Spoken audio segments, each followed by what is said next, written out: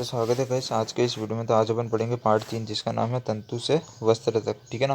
तंतु मतलब छोटा सा धागा और उससे अपन पूरा वस्त्र कैसे बनाते हैं ये अपन इस पार्ट में जानेंगे। ठीक है, तो आइए चालू करते हैं।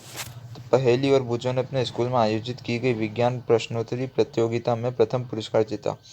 वे दोनों अत्यधिक उत्तेजित थे और उन्होंने प्राप्त हुई पुरस्कार राशि से अपना माता पिता के लिए वस्त्र खरीदने का निश्चय किया। ठीक है, वे कपड़े की दुकान पर वस्त्र सामग्री की विस्तृत विविधता देखकर उलझन में फंस गए। अब ये क्या हुआ, ये दोनों इनके मम्मी पापा के लिए कपड़े खरीदने गए। ठीक है, तो ये जब दुकान में गए तो वहाँ पे जाके क्या हो गया, उलझन में फंस गए। क्यों? क्योंकि देखो कपड़े क्या होते हैं अलग अलग तरह के, कोई ऊन का कपड़ा होता है, कोई पॉलिस्टर का होता है, कोई सिल्क का होता है, कोई सूती कपड़ा होता है, तो अलग अलग तरह के कपड़े होते हैं। तो ये दोनों कन्फ्यूज हो गए। तो दुकानदार ने उन्हें यह समझाया कि कुछ कपड़े अथवा वस्त्र सूती है, कुछ संश्लिष्ट। ठीक है ना। और संश्लिष्ट मतलब ये पॉलिस्टर वगैरह जैसे नाइलॉन वगैरह वैसे। उनके पास ऊनी मफलर था तथा शाल भी थे। दुकान में बहुत सी रेशम साड़ियाँ भी थी। ठीक है ना, जैसा मैंने बताया अलग अलग तरह के होते हैं। पहले तथा बूझो अत्यधिक उत्तेजित दिखाई दे रहे थे। उन्होंने इन विभिन्न कपड़ों को स्पर्श किया और उनके बारे में जानकारी प्राप्त की। ठीक है ना। अब क्या होता है, आप ऊन का कपड़ा लगाओगे तो वो अलग, टच करने पे अलग महसूस होता है। पॉलिस्टर पे चिकना लगता है, ठीक है। नाइलॉन पे अलग होता है, रेशे पे स्लिपरी लगता है ऐसे। अंत में उन्होंने एक ऊनी मफलर तथा एक सूती साड़ी खरीदी। ठीक है।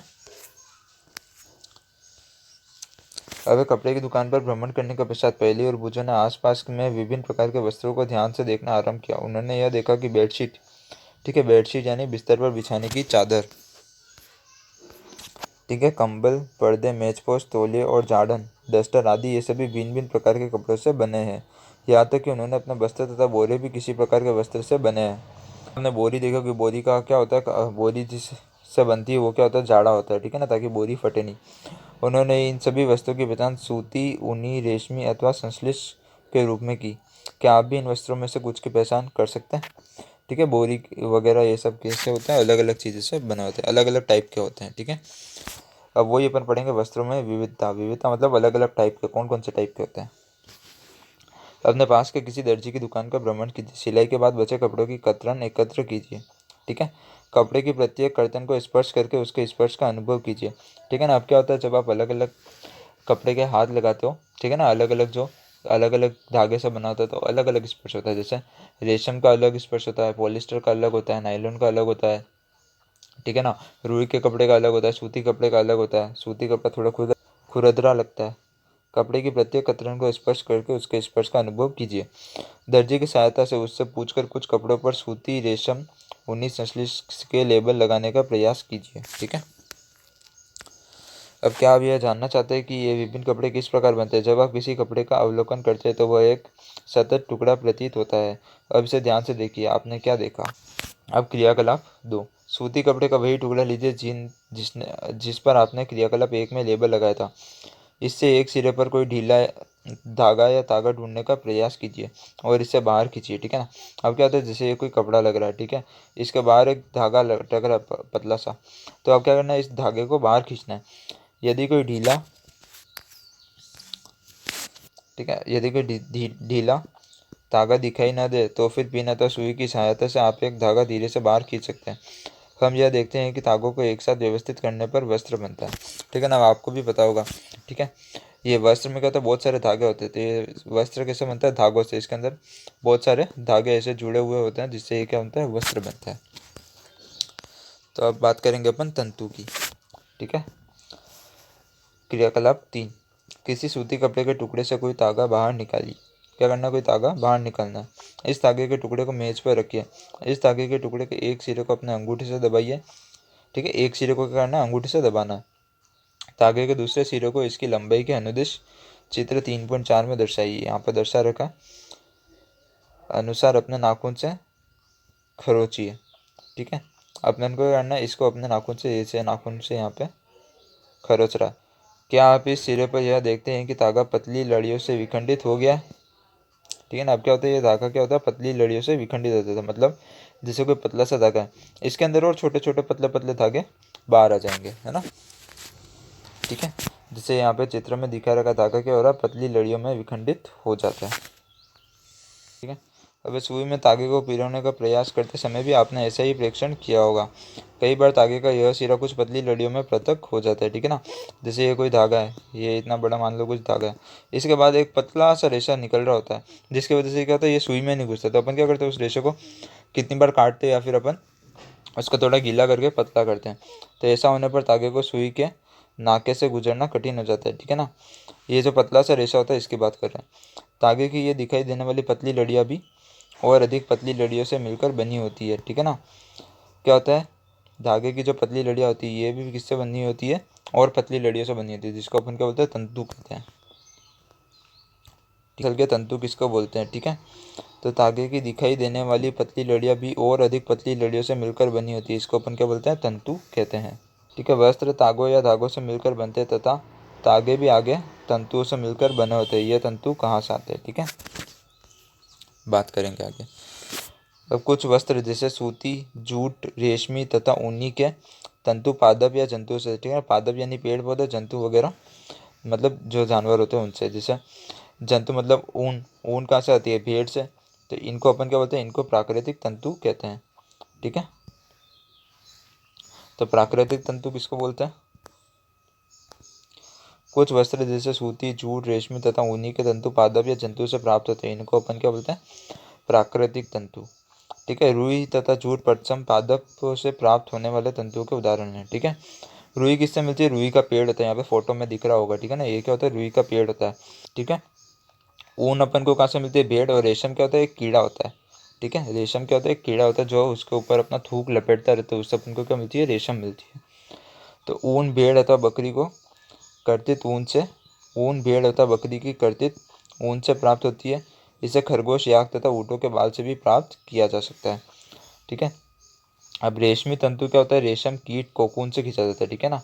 जैसे मैं समझा देता हूँ क्या होता है, ठीक है। रेशम मान लो ये एक कीड़ा होता है, ठीक है। ये क्या करता है, इसके ऊपर थूक लपेटता जाता, लपेटता जाता, लपेटता जाता, लपेटता जाता, लपेट लपेट के फिर क्या बनाता है, पूरा एक रेशम का ये बना देता है। फिर क्या करते हैं, इसका एक धागा खींच के पूरे रेशम का डोरा बांध निकालते हैं, ठीक है। अब क्या हुआ, हजारों वर्ष तक वस्त्र निर्माण के लिए केवल प्राकृतिक तंतुओं का ही उपयोग होता था। पहले तो ये टेक्नोलॉजी वगैरह मशीनरी नहीं थी, तो पहले क्या करते थे, प्राकृतिक तंतु ही इस्तेमाल करते थे। पिछले लगभग 100 वर्षों से ऐसे रासायनिक पदार्थ, ठीक है ना, जिनका स्रोत पादप अथवा जंतु नहीं है, यह तंतुओं का निर्माण किया जा रहा है, ठीक है ना। जैसे पॉलिस्टर वगैरह, नायलॉन, इन्हें अपन क्या बोलते हैं, इन्हें संश्लिष्ट तंतु कहते हैं, ठीक है। पॉलिस्टर, नायलॉन और एक्रेलिक संश्लिष्ट तंतुओं के कुछ उदाहरण हैं, ठीक है। ये याद करना है, ठीक है ना। ऐसे रासायनिक पदार्थ जिनका स्रोत पादप अथवा जंतु नहीं है, ऐसे तंतुओं का निर्माण किया जा रहा है, इन्हें क्या बोलते हैं, संश्लिष्ट तंतु। और इसके उदाहरण याद कर लेना, एग्जाम में पूछ सकते हैं। बूझों ने यहाँ दिखाई कुछ वस्तुओं को संग्रहालयों में देखा। इन्हें योद्धा पहनते थे। वह यह जानना चाहता है कि क्या ये भी किसी प्राकृतिक तंतु प्रकार के तंतु से बने हैं। वह यह जानना चाहते हैं कि क्या ये भी किसी प्रकार के तंतु से बने हैं। अब कुछ पादप तंतु, ठीक है। इसमें पहला क्या आता है, रुई। पहला क्या आता है, रुई। क्या आपने कभी तेल के लोगों के लिए बत्तियाँ बनाई है, ठीक है ना। अब क्या आता है, अपन दिया लगाते हैं, उसमें किसकी बातें बनाते हैं, रुई की। इन बातियों को बनाने के लिए आप क्या उपयोग कर में लाते हैं, ठीक है ना। इस रुई का उपयोग गद्दों, ठीक है ना, गद्दों के अंदर भी रुई होती है, रजाइयों अथवा तकियों में भी किया जाता है, ठीक है। अबे कुछ रुई लीजिए, इसे खींचकर पृथक कीजिए और इसके किनारों को ध्यान से देखिए। आपने क्या परीक्षण किया, ये छोटी पतली लड़ियाँ जिन्हें आप देख रहे हैं, क्या होती है, कपास तंतुओं से बनी होती है, ठीक है ना। जो छोटी छोटी पतली पतली लड़ियाँ होती है, किससे बनती है, कपास तंतुओं से बनी है। आपके दिमाग में क्वेश्चन आ रहा हो कि रुई कहाँ से आती है, तो रुई कहाँ से आती है, इसे खेतों में उगाया जाता है। कहाँ उगाते हैं, खेतों में। साधारणतया कपास के पौधे वहाँ उगाए जाते हैं जहाँ की मृदा क्या होती है, काली तथा जलवायु उष्ण होती है, ठीक है। रुई के लिए क्या जरूरी है, काली मिट्टी, ठीक है। पहली चीज़ है काली मिट्टी, और जलवायु उष्ण मतलब क्या चाहिए, नमी चाहिए। क्या आप ऐसे कुछ राज्यों के नाम बता सकते हैं जहाँ हमारे देश में कपास की कृषि की जाती है, ठीक है। अब कपास क्या होता है, कपास पादप के फल कपास गोलक, ठीक है, लगभग नींबू के माप के होते हैं। क्या होता है, कपास के फल कपास गोलक लगभग नींबू के नाप के होते हैं। पूर्ण परिपक्व मतलब पूरे पक जाने पर होने पर बीज टूटकर खुल जाते हैं तथा अब कपास तंतुओं से ढके बिलों ने कपास बीज को देखा जा सकता है, ठीक है ना। क्या आपने ऐसे कपास खेत देखा है जो कपास चुने जाने के लिए तैयार हो चुका है। इस समय खेत कपास के परिफूलों से इतना श्वेत हो जाता है जैसे हिम ने ढक लिया। हिम मतलब बर्फ है ना, ऐसा लगता है कि बर्फ ने ढक रखा हो। जैसे ये रहे रुई के पौधे है ना, ये रुई के पौधे, ऐसा लग रहा है कि बर्फ ने ढक रखा हो। ठीक है, ठीक है। साधारणतया इन कपास फूलों से कपास को हस्त चयन द्वारा प्राप्त किया। हस्त चयन मतलब हाथों से निकालना। इसके पश्चात कपास से बीजों का कंकतन द्वारा पृथक किया जाता है। इस प्रक्रिया को अपन क्या बोलते हैं, कपास ओटना। ये इंपॉर्टेंट है, एग्जाम में आ सकती है। ठीक है ना, कपास ओटना बहुत बार आती है एग्जाम में। पारंपरिक ढंग से कपास हाथों से ओटी जाती थी। आजकल कपास ओटने के लिए मशीनों का उपयोग भी किया जाता है। ठीक है, ये क्या होता है, कपास ओटना। अब अगली चीज़ आती है जूट। जूट यानी पटसन। ठीक है, पटसन तंतु को पटसन पादप के तने से प्राप्त किया जाता है। भारत में इसकी खेती वर्षा ऋतु में की जाती है। कब की जाती है, वर्षा ऋतु में। भारत में पटसन के प्रमुख रूप से पश्चिम बंगाल, बिहार तथा असम में उगाया जाता है। ठीक है, सामान्यतः पटसन पादप फसल को पुष्पन अवस्था में काटते हैं।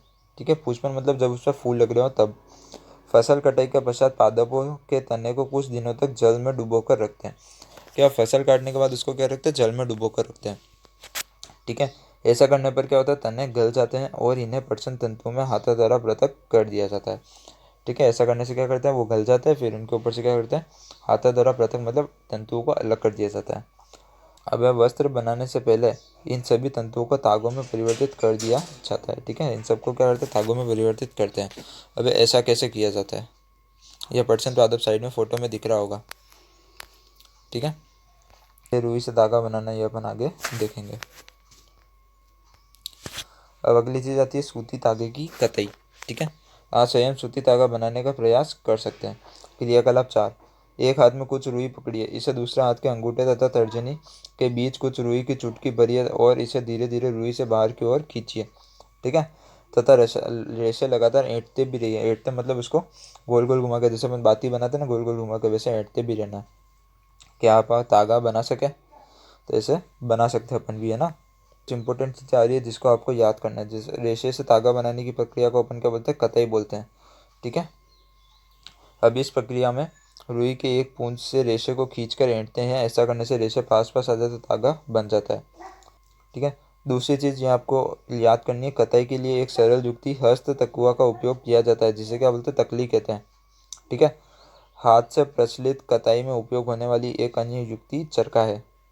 वे चरखे का उपयोग राष्ट्रपिता महात्मा गांधी ने स्वतंत्र आंदोलन के एक पक्ष के रूप में उन्होंने लोगों को हाथ कते तागों से बने वस्त्रों को पहनने तथा ब्रिटेन को मिले मिलों से बने आयातित कपड़ों का बहिष्कार करने के लिए प्रोत्साहित किया था। ठीक है ना, उन्होंने कहा था कि जो वो बाहर से कपड़े ला रहे हैं अलग अलग, वो सब बहिष्कार कर दो, अपने रुई से चरखा चलाओ। ठीक है ना, अपन चरखा चला के वस्त्र बनाएंगे। खादी के प्रचलन को बढ़ावा देने के लिए भारत सरकार ने 1956 में एक, ठीक है ना, ये चरखे का फोटो दे रखा है। ठीक है, ये चरखे का फोटो है, एक संगठन का निर्माण किया जिसे खादी एवं ग्रामोद्योग आयोग कहते हैं। ठीक है, अब वृहद मतलब बड़े पैमाने पर तागों की कताई का कार्य कताई मशीनों की सहायता से किया जाता है। ठीक है, कताई के पश्चात तागों का उपयोग वस्त्र बनाने में किया जाता है।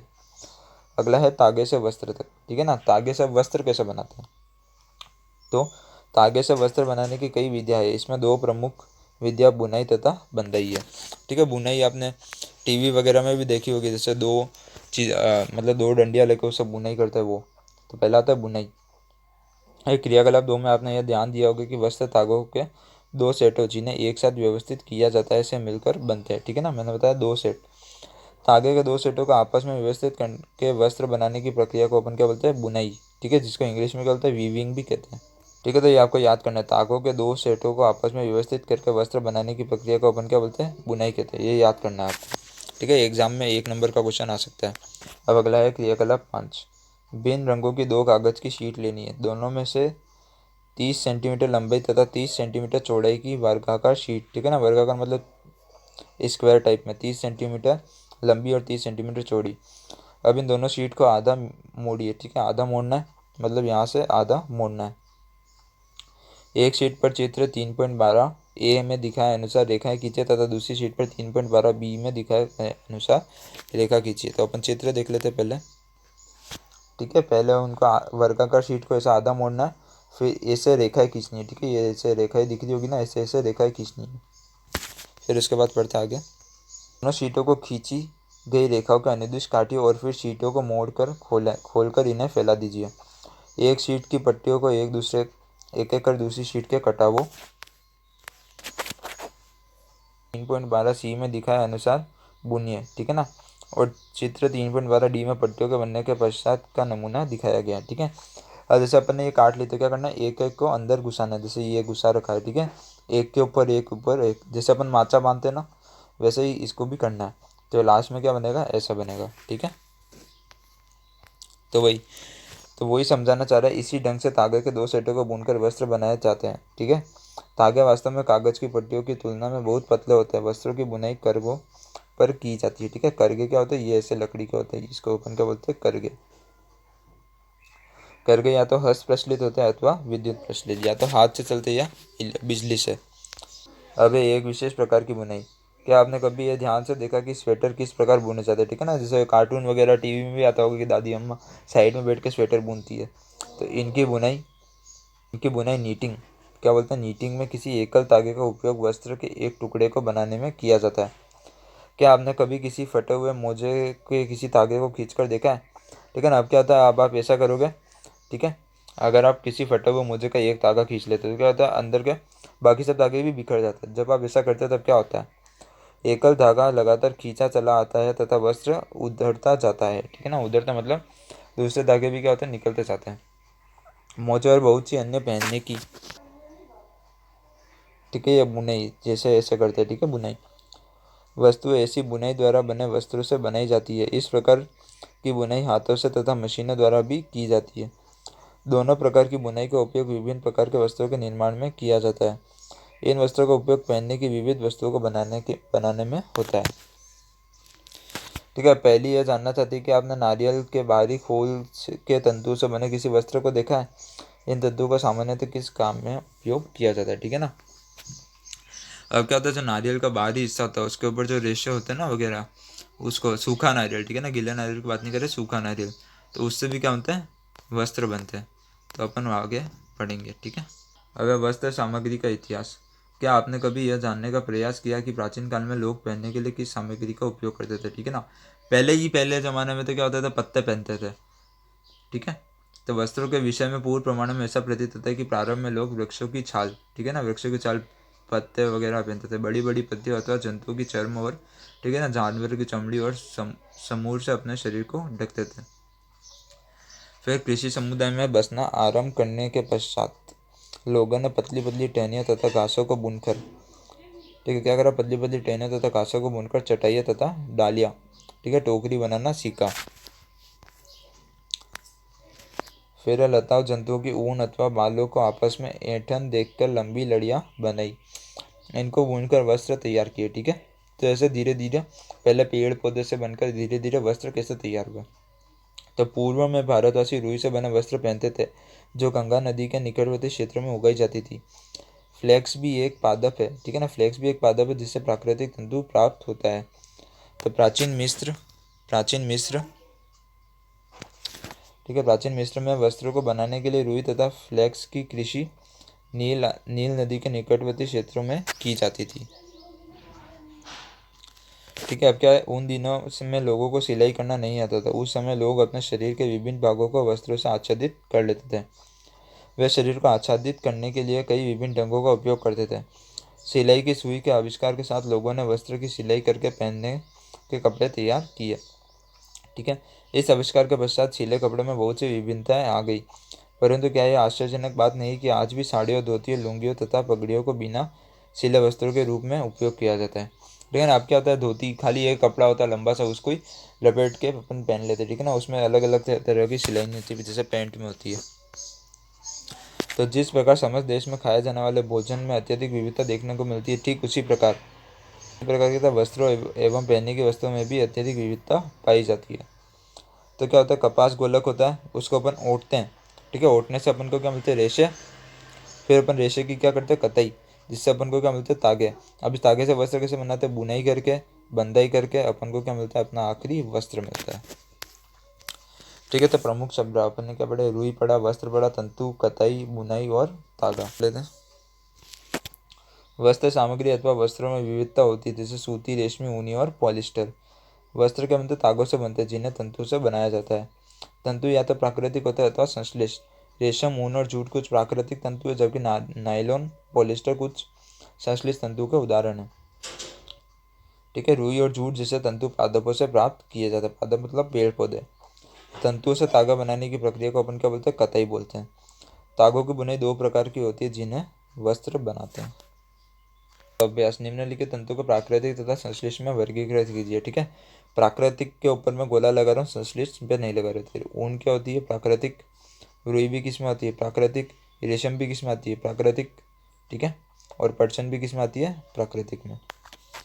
नीचे दिए गए कथन सत्य अथवा असत्य उल्लेख कीजिए। तंतुओं से तागा बनता है, ये सही है। कताई वस्त्र निर्माण की एक प्रक्रिया, ये भी सही है। बिनौले बीज हटाने की प्रक्रिया को ओटना कहते हैं। ठीक है। तागों की बुनाई से वस्त्र का एक टुकड़ा बन जाता है। इसका आंसर आप कमेंट में बताऊंगे, एक दो तो आप भी बताएंगे। रेशम तंतु किसी पादप के तने से प्राप्त होती है। इसका आंसर इसका आंसर मैं बता देता हूँ। इसका आंसर है नहीं। क्यों? रेशम मैंने बताया था, एक कीड़ा होता है जिसको थूक लपेट अपना ऊपर, उसका थूक लपेट लपेट के वो क्या बनाता है? ककून बनाता है। पॉलिस्टर एक प्राकृतिक तंतु है? नहीं। ठीक है। क्या है? रुई, यहाँ पे कुछ भी पढ़ सकते हैं। डैश और डैश से पादप तंतु प्राप्त किए जाते हैं। ठीक है। यहाँ पे कुछ भी आप प्राकृतिक तंतु पढ़ सकते हैं। डैश और डैश जाता तंतु है, कौन सा है? ऊन और रेशम। ठीक है। रुई तथा जूट पादप के किन भागों से प्राप्त होता है? ये ऊपर आपको आंसर मिल जाएगा जो मैंने अंडरलाइन कराया है। ठीक है। नारियल तंतु से बनने वाली दो वस्तुओं के नाम लिखे। क्या क्या बनती है? एक तो बोरी लिख सकते हैं, एक चटाई लिख सकते हैं, कारपेट लिख सकते हैं वगैरह। ठीक है। तंतुओं से तागा निर्माण करने की प्रक्रिया स्पष्ट कीजिए। ऊपर पूरी प्रक्रिया आपको अंडरलाइन करी हुई मिल जाएगी। जो अच्छी लगी हो, धन्यवाद। अगर वीडियो अच्छी लगी हो तो प्लीज़ लाइक करना और चैनल को सब्सक्राइब कर देना।